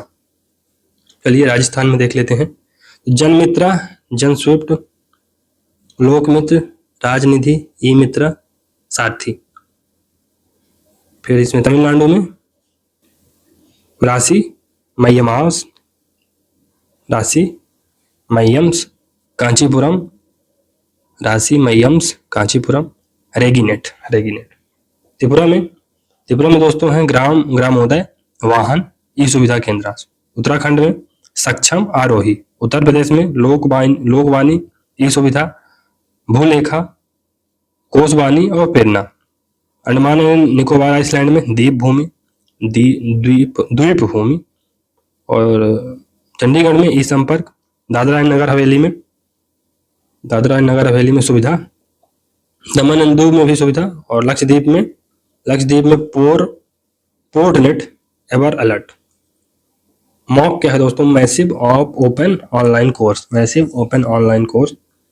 तो यह मैसिव ओपन ऑनलाइन कोर्स का संक्षिप्त रूप है। यह एक निःशुल्क और मुक्त ऑनलाइन दूरस्थ शिक्षा पाठ्यक्रम है जिसके लिए इंटरनेट की आवश्यकता होती है। यह एक प्रकार के खुले मंच होते हैं जहां सभी प्रकार के वैश्विक व्यक्ति अप्रतिबंधित भागीदारी की अनुमति लेकर सीख सकते हैं। भारत सरकार द्वारा मॉक की सहायता से शैक्षणिक संस्थानों की गुणवत्ता में सुधार लाने हेतु प्रयास किए जा रहे हैं। इससे छात्र इंटरनेट कनेक्शन वाले किसी भी कंप्यूटर पर विश्व के शीर्ष विश्वविद्यालयों और संस्थानों के ऑनलाइन वीडियो के साथ निःशुल्क कक्षाओं तक आसानी से पहुंच सकते हैं। भारत सरकार द्वारा मानव संसाधन विकास मंत्रालय ने शिक्षण में वार्षिक पुनश्चर्या कार्यक्रम अर्पित तथा स्वयं नामक ऑनलाइन फ्री लर्निंग पोर्टल आरंभ किए हैं जो मॉक का ही उदाहरण। मध्य प्रदेश में ई गवर्नेंस सेवाओं को प्रोत्साहन देने हेतु योजनाएं एवं पोर्टल। तो इसमें दोस्तों हेड स्टार्ट। तो वर्ष 2000 में प्रारंभ हेड स्टार्ट जन शिक्षा केंद्र उन माध्यमिक स्कूल भवनों को कहा जाता है जो कंप्यूटर समर्थित शिक्षा देने का कार्य करते हैं। मध्य प्रदेश राज्य के 6000 जन शिक्षा केंद्रों के सभी छात्रों को कंप्यूटर सक्षम शिक्षा एवं बुनियादी कंप्यूटर ज्ञान दिया जा रहा है। फिर ज्ञान दूत तो वर्ष 2000 में मध्य प्रदेश के धार जिले से प्रारंभ एक कम लागत वाली स्व संधारित एवं समुदाय के स्वामित्व वाली ग्रामीण इंट्रानेट प्रणाली है जो कि मध्य प्रदेश राज्य के जिलों में ग्रामीण समुदायों की विशिष्ट जरूरतों को पूरा करती है। इन सूचनालयों से कृषि संबंधी जानकारी, बाजार संबंधी जानकारी, स्वास्थ्य, शिक्षा, महिलाओं से संबंधित विषय तथा जिला प्रशासन द्वारा भू स्वामित्व सकारात्मक कदम एवं गरीबी उन्मूलन से जुड़ी सेवाओं का लाभ लिया जा सकता है। फिर ये समग्र पोर्टल है समग्र.gov.in। समग्र सामाजिक सुरक्षा कार्यक्रम के माध्यम से राज्य सरकार द्वारा संचालित योजनाओं की हितग्राहियों तक पहुंच को सहज एवं सरल तथा योजनाओं के लक्षित परिणामों को प्रभावी बनाने और योजनाओं का सरलीकरण करने के लिए एक पोर्टल को स्थापित किया गया है। इस पोर्टल पर प्रदेश में निवासरत समस्त परिवारों की संपूर्ण जानकारी जैसे नाम, जाति, शिक्षा, वैवाहिक स्थिति आदि का डाटा उपलब्ध है। फिर मध्य प्रदेश शिक्षा पोर्टल, तो शिक्षा portal.mp.gov.in 9 विभागों द्वारा संचालित 30 छात्रवृत्ति तथा शिक्षा संबंधी अन्य योजनाओं का एक पटल से सरलीकृत और पारदर्शी रूप से प्रभावी क्रियान्वयन। MP ऑनलाइन पोर्टल, तो mponline.gov.in गठन जुलाई 2006। इसका उद्देश्य विभिन्न सरकारी विभागों की सेवाओं को सीधे आम नागरिक तक पहुंचाना। यह मध्य प्रदेश सरकार एवं Tata consultancy services TCS limited का संयुक्त उपक्रम है। फिर ग्राम संपर्क, तो संसाधन, बुनियादी सुविधा, सरकारी कार्यक्रमों के हितग्राहियों एवं जन शिकायत के संदर्भ में ग्राम संपर्क मध्य प्रदेश सरकार की एक सूचना एवं प्रौद्योगिकी पहल है। इसमें दोस्तों अन्य तथ्य क्या है कि सार्वजनिक क्लाउड नीति प्रारंभ करने वाला पहला राज्य महाराष्ट्र है। राष्ट्रीय ई गवर्नेंस पुरस्कार सम्मेलन 2020 का आयोजन मुंबई में हुआ। 2022 का आयोजन हैदराबाद में हुआ। भारत के चुनाव आयोग ने इस सम्मेलन में सिल्वर पदक जीता था। फिर ई गवर्नेंस सेवा परिपक्वता मॉडल, तो ई गवर्नेंस मैच्योरिटी मॉडल, तो ई गवर्नेंस ई शासन सेवा के प्रसार, विस्तार एवं उपयोगिता को समझने हेतु अंतर्राष्ट्रीय स्तर पर कई ई शासन सेवा परिपक्वता मॉडल प्रस्तुत किए गए, जिनके द्वारा किसी देश में ई गवर्नेंस के प्रसार एवं उपयोगिता को समझा जा सकता है। इन मॉडल्स में मुख्यतः 1 से लेकर 6 चरण होते हैं, परंतु कई मॉडल्स में 3 चरण, 4 चरण, 5 चरण तक भी ई गवर्नेंस की संभावनाओं को पूर्ण समझ लिया जाता है। इन मॉडल्स का विवरण निम्नानुसार है। कौन कौन से हैं मॉडल्स? चरण 1, चरण 2, चरण 3, 4, 5, 6।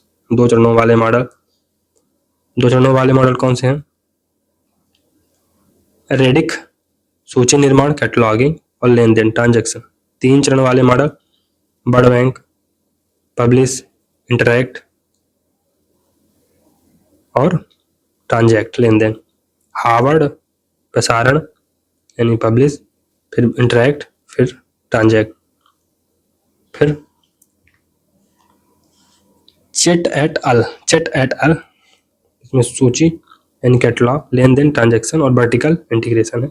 सिस्को, तो इंफॉर्मेशन इंटरैक्शन, सूचना प्रसारण, लेन देन की क्षमता, ट्रांजैक्शन इफिशियंसी और नागरिक सेवाओं में परिवर्तन, ट्रांसफॉर्मेशन, सिटीजन सेंट्रिक। फिर 4 चरणों वाले मॉडल, तो Gartner, web presence, interaction, transaction, transformation. United nation में emerging information, enhanced information services, transaction services, connected services. फिर ये दोस्तों लाइन एवं ली, तो इसमें कैटलॉग है, वर्टिकल इंटीग्रेशन है, ट्रांजैक्शन है, हॉरिजॉन्टल इंटीग्रेशन। चैडलर एंड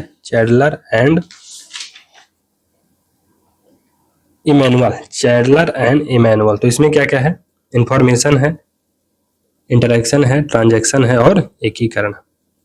ये इंफॉर्मेशन, इंटरैक्शन, ट्रांजैक्शन और इंटीग्रेशन। बिंडले, तो इसमें simple website, online government, integrated government, transformed government. फिर एंडरसन एंड हेंडिक्सन, तो ये कल्टीवेशन है, एक्सटेंशन है, मैच्योरिटी है और रिवोल्यूशन है। फिर अलोमाड एट एल, तो ये है presence on the web, interaction between the citizen and the government, complete transaction over web और इसमें इंटीग्रेशन।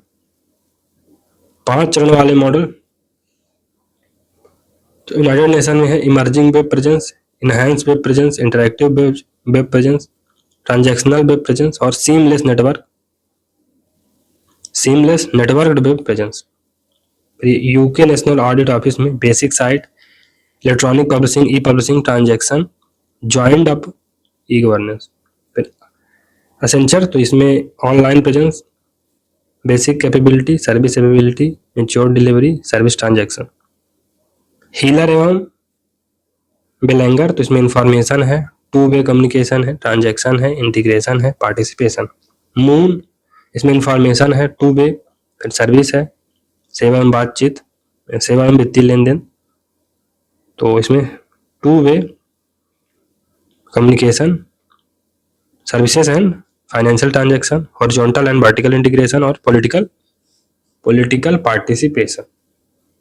फिर नेक्स्ट क्या है दोस्तों, नेक्स्ट है दोस्तों सियाक एंड लॉग।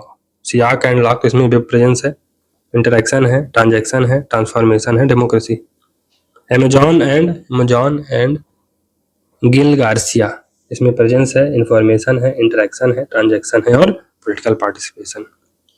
साहको, इसमें ऑनलाइन प्रेजेंस है, इंटरेक्शन है, ट्रांजैक्शन है, फुली इंटीग्रेटेड ट्रांसफॉर्म्ड ई गवर्नमेंट, डिजिटल, डेमोक्रेसी। फिर किम एंड ग्रांट, तो इसमें क्या है दोस्तों, किम एंड ग्रांट में वेब प्रेजेंस है, इंटरेक्शन है, ट्रांजैक्शन है, इंटीग्रेशन है, कंटिन्यूअस इंप्रूवमेंट है। ली, तो इसमें प्रेजेंटिंग है, असिमिलेटिंग है, रिफॉर्मिंग है, मॉर्फिंग है, ई गवर्नेंस है। ली एंड क्लॉक, इसमें initial condition, data transparency, open participation, collaboration और सर्वव्यापी जुड़ाव, यूबीक्विटस एंगेजमेंट।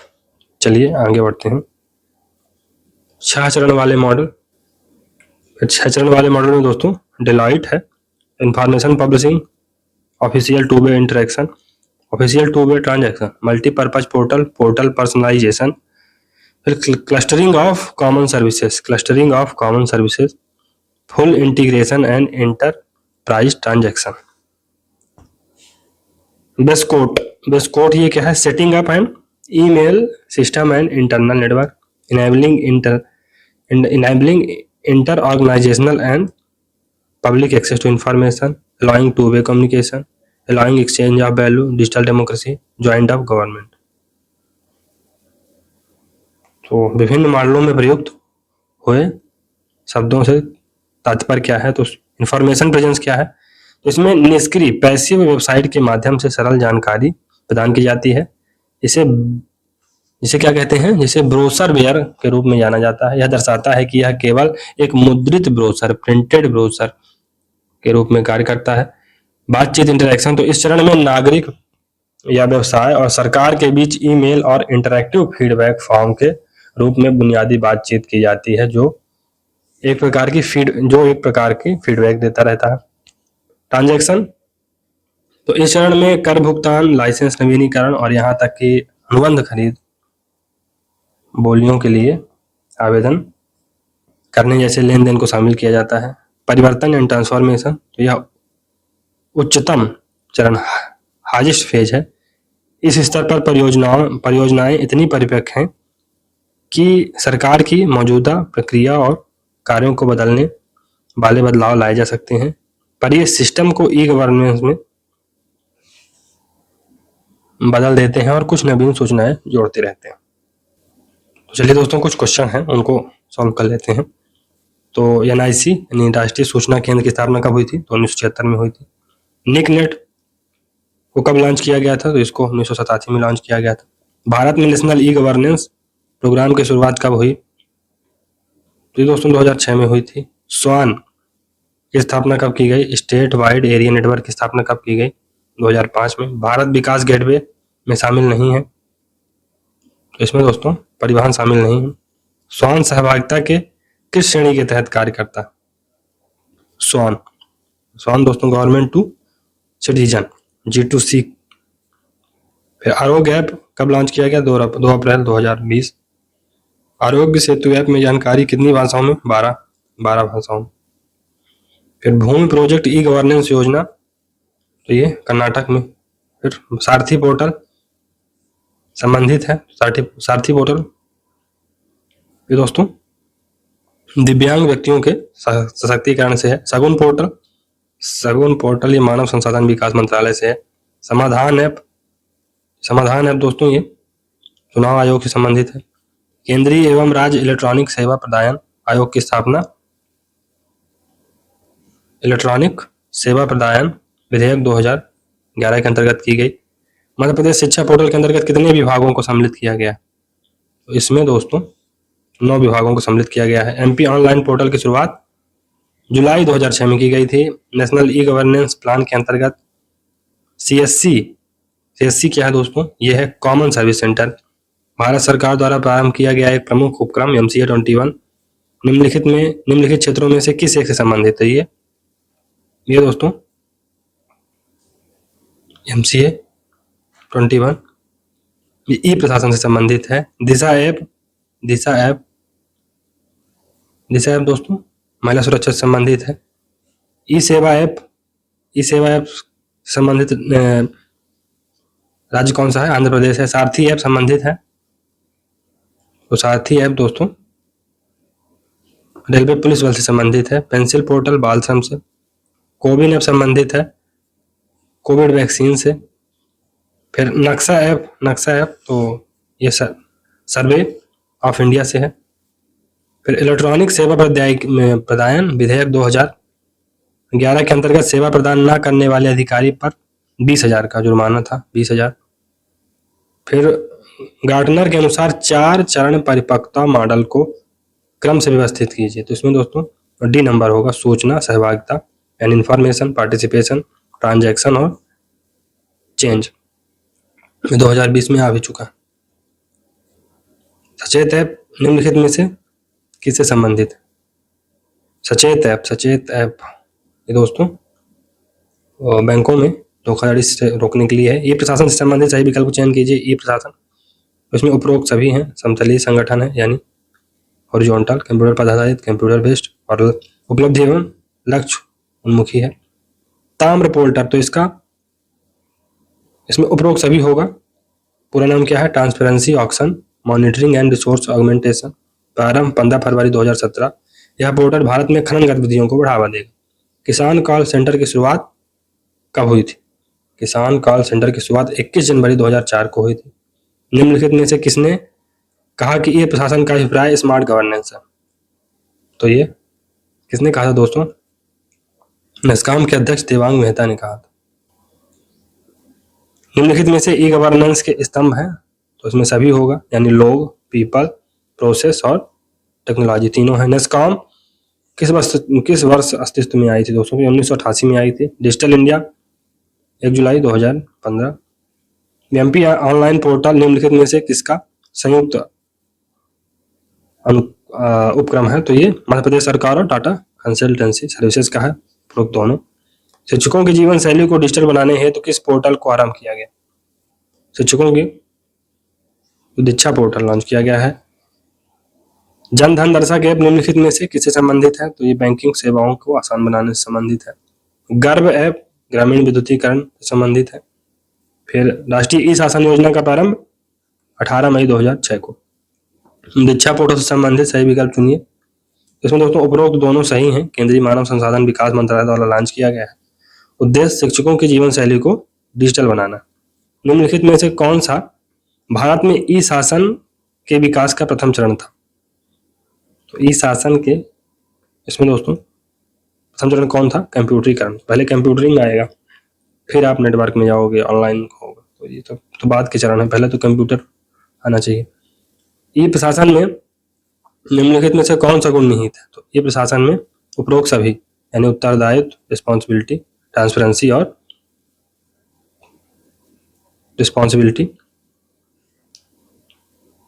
रिस्पॉन्सिवनेस और ट्रांसपेरेंसी। चलिए, केंद्रीय श्रम एवं नियोजन मंत्रालय द्वारा पेंसिल पोर्टल को कब लॉन्च किया गया? 26 जनवरी 2017। किसान क्रेडिट कार्ड योजना की शुरुआत कब हुई थी? 1998 में हुई थी। ई सनद पोर्टल से संबंधित क्या है? तो इसमें उपरोक्त दोनों है। प्रारंभ 2017 में विदेश जाने वाले लोगों का डिजिटल दस्तावेज प्रमाण करता है। प्लान प्लस क्या है? प्लान प्लस ई पंचायत मिशन मोड प्रोजेक्ट है। निम्नलिखित में से ई गवर्नेंस से संबंधित कार्यक्रम, तो ई गवर्नेंस से संबंधित कार्यक्रम कौन सा दोस्तों? स्टेट वाइड एरिया नेटवर्क है। ई गवर्नेंस के क्षेत्र में कदम बढ़ाते हैं तो किस मंत्रालय द्वारा संतुष्टि पोर्टल को प्रारंभ किया गया? संतुष्टि पोर्टल शिक्षा मंत्रालय ने शुरू किया था। फिर ई गवर्नेंस स्कूल ऑटोमेशन को ध्यान में रखते हुए शाला दर्पण पोर्टल किन विद्यालयों के लिए प्रारंभ किया गया था? उपरोक्त दोनों, निजी विद्यालय और नवोदय विद्यालय। राष्ट्रीय ई गवर्नेंस पुरस्कार सम्मेलन 2020 का आयोजन कहाँ हुआ था? तो ये दोस्तों मुंबई में हुआ था। भीम ऐप संबंधित है, तो भीम ऐप या डिजिटल भुगतान से संबंधित है। इनाम प्रो प्लस प्रोजेक्ट से संबंधित सही विकल्प चुनिए। इसमें उपरोक्त दोनों होगा। यह केंद्रीय परिवहन मंत्रालय का वेब पोर्टल है। इनाम प्रो प्लस सरकारी एवं निजी खरीद के लिए कच्चा माल ई कॉमर्स प्लेटफॉर्म है। भारत के चुनाव आयोग को मुंबई में आयोजित 23वें राष्ट्रीय सम्मेलन 2020 में कौन सा पुरस्कार मिला? सिल्वर पुरस्कार मिला था। कर्नाटक द्वारा प्रारंभ खजाने प्रोजेक्ट किसका उदाहरण है? G2G government to government. सरकारी सेवाओं से संबंधित जानकारी हेतु MyGov.पोर्टल कब प्रारंभ किया गया? 2014 में। उमंग का पूरा नाम क्या है? Unified mobile application for new age governance. Unified mobile application for new age governance. Pragati का पूरा नाम क्या है?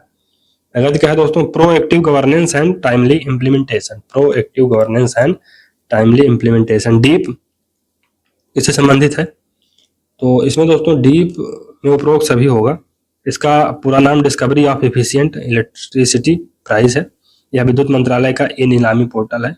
इस पोर्टल के माध्यम से 1 से 5 वर्ष मध्यमकालीन विद्युत खरीदी जा सकती है। कोविड-19 की स्थिति के दौरान निम्न में से किस ऐप ने महत्वपूर्ण भूमिका निभाई थी? तो आरोग्य सेतु ऐप ने महत्वपूर्ण भूमिका निभाई थी। ई गवर्नेंस में सहभागिता का कौन सा प्रकार विभिन्न सरकारी संस्थानों के बीच सहज संपर्क को सक्षम करता है? तो गवर्नमेंट टू गवर्नमेंट पहला होगा।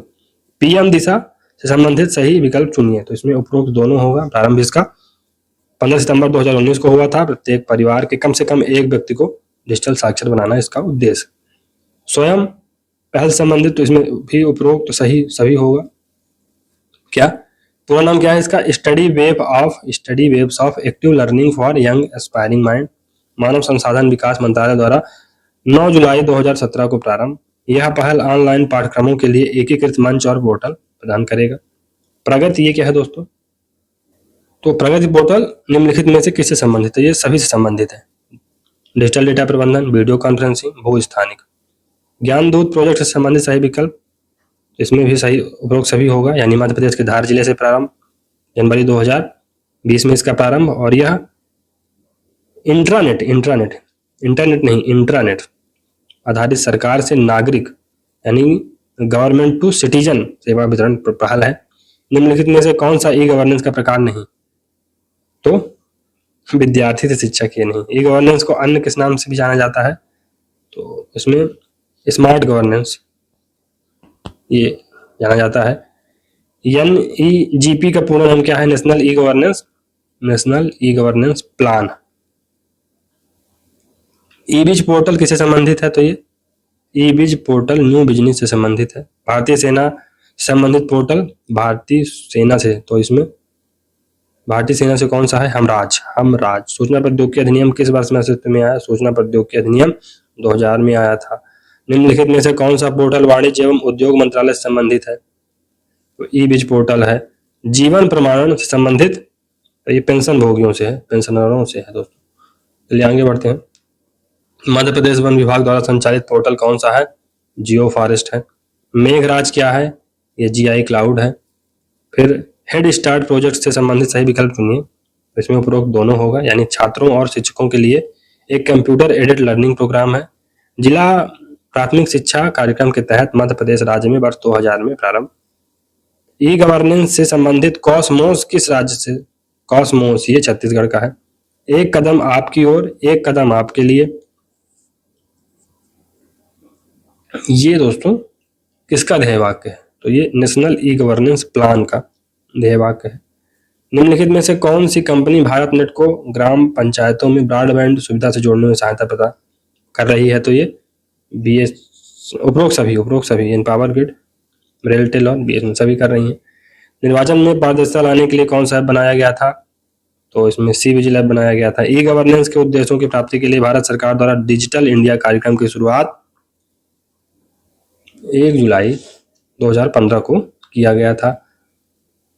नागरिक संपर्क केंद्र, citizen communication centre, e governance का, तो ये दोस्तों गवर्नमेंट टू सिटीजन होगा, नागरिक से, सरकार से नागरिक। प्रशासन के कार्य में सूचना एवं प्रौद्योगिकी का प्रयोग क्या कहलाता है? तो ई गवर्नेंस कहलाता है। फिर कॉर्पोरेट मामलों के मंत्रालय MCA 21 द्वारा ई-बिज किस प्रकार? तो ये गवर्नमेंट टू बिजनेस होगा, आवेदक के ई दस्तावेज एवं URL लिंक को सुरक्षित रखने के लिए कौन सा डिजिटल ऐप बनाया गया है? तो ये दोस्तों डिजी लॉकर बनाया गया है। Digital locker, digi locker. सरकारी कार्यालयों में कम से कम कागज का उपयोग हो, इसके लिए ई ऑफिस लगाया गया है। शिक्षा नीति के 3 प्रमुख सिद्धांतों पहुंच यानी एक्सेसिबिलिटी, समानता इक्वालिटी और क्वालिटी को प्राप्त करने के लिए भारत सरकार द्वारा प्रारंभ किए गए कार्यक्रम का नाम क्या है? स्वयं। भारत सरकार द्वारा क्लाउड कंप्यूटिंग की सरकारी आवश्यकताओं को पूर्ण करने के लिए किए जा रहे प्रयास का नाम मेघराज है। भूमि अभिलेखों की भारत की प्रथम ई गवर्नेंस परियोजना भूमि है। फिर मध्य प्रदेश की ई गवर्नेंस योजना, इसमें दोस्तों ज्ञानदूत है। मॉक का संक्षिप्त नाम क्या है? Massive open online courses. फिर इलेक्ट्रॉनिक माध्यम से की जाने वाली निम्नलिखित में से कौन सी परस्पर क्रिया इंटरेक्शन ई गवर्नेंस नहीं है? तो ये नागरिकों एवं व्यापार के आंतरिक कार्यों के मध्य, ये नहीं। ये कौन सा ई गवर्नेंस पहल मध्य प्रदेश की? तो ये ज्ञानदूत। मध्य प्रदेश में ज्ञान देने वाले लोग बहुत हैं, इसलिए ज्ञानदूत ऐप चलाया गया। सरकार को ई गवर्नेंस सहायता का आधार NIC है। केंद्र एवं राज्य सरकार को नेटवर्क, बैकबोन और ई गवर्नेंस सहायता कौन प्रदान करता है? तो ये NIC करता है। भारत के ई गवर्नेंस की ई दक्ष परियोजना का उद्देश्य ई गवर्नेंस और IT परियोजनाओं का क्रियान्वयन में मध्य प्रदेश सरकार के अधिकारियों को संवेदनशील बनाना। निम्नलिखित में से कौन सी भारत राष्ट्रीय ई गवर्नेंस योजना के ई गवर्नेंस आर्किटेक्चर का हिस्सा नहीं? तो ये दोस्तों सुरक्षा परत इसका हिस्सा नहीं। ई पाठशाला ऐप किससे संबंधित है? तो ये पुस्तकों से संबंधित है। एप्लीकेशन द्वारा डाटा होस्टिंग तथा कनेक्टिविटी एवं क्षमता निर्माण हेतु राष्ट्रीय ई गवर्नेंस योजना के गठन में सरकार द्वारा प्रदान किए गए बुनियादी ढांचे के पहलू हैं। तो SDC, SWAN एवं ESDG। फिर राष्ट्रीय सूचना विज्ञान केंद्र किस मंत्रालय के अंतर्गत आता है? तो इलेक्ट्रॉनिक्स एवं सूचना प्रौद्योगिकी मंत्रालय के अंतर्गत आता है। भारत में ई गवर्नेंस प्रोजेक्ट के लिए क्लाउड कंप्यूटिंग की पहल, ई प्रमाणन और GI क्लाउड दोनों है। ई गवर्नेंस प्रोजेक्ट की राज्य सरकार के साथ जोड़ी जमाएं, तो इसमें दोस्तों बी होगा माने पहला का डी होगा। ज्ञानदूत मध्य प्रदेश का है। डार्कनेट ये जम्मू कश्मीर का है। सारथी राजस्थान का है। सेतु महाराष्ट्र का। GST का पंजीकरण किसका उदाहरण है? GST तो ये गवर्नमेंट टू सिटीजन होना चाहिए, गवर्नमेंट टू बिजनेस। फिर सूचना का अधिकार उदाहरण है सूचना का अधिकार, तो ये गवर्नमेंट टू सिटीजन, ये होगा गवर्नमेंट टू सिटीजन। चलिए आगे बढ़ते हैं। घर बैठे बिजली का भुगतान करना, घर बैठे, तो गवर्नमेंट टू सिटीजन, ये भी होगा गवर्नमेंट टू सिटीजन। फिर ई गवर्नेंस योजना के चरण, पहला तो कंप्यूटरीकरण है, हम लोगों ने बताया था। फिर तो इसमें ये तो गया उपरोक्त सभी, इसमें क्या उपरोक्त सभी होगा, तो सभी होंगे, मतलब नेटवर्किंग भी है, ऑनलाइन उपस्थिति, ये सब है। चलिए दोस्तों, यहाँ से हम लोगों ने मतलब निर्माण IAS की जो बुक है उसका ई गवर्नेंस वाला चैप्टर समाप्त कर लिया है। अब 2-3 चैप्टर और बचे हुए हैं, तो उनको जल्दी से जल्दी कवर करने का प्रयास किया जाएगा। लेकिन दोस्तों आप लोग इसको लाइक सब्सक्राइब नहीं कर रहे हैं, जिसका ये है कि इसको ज़्यादा से ज़्यादा लोगों तक शेयर करिए, जिससे कि चलिए मिलते हैं अगले लेक्चर में, तब तक के लिए goodbye and thank you very much.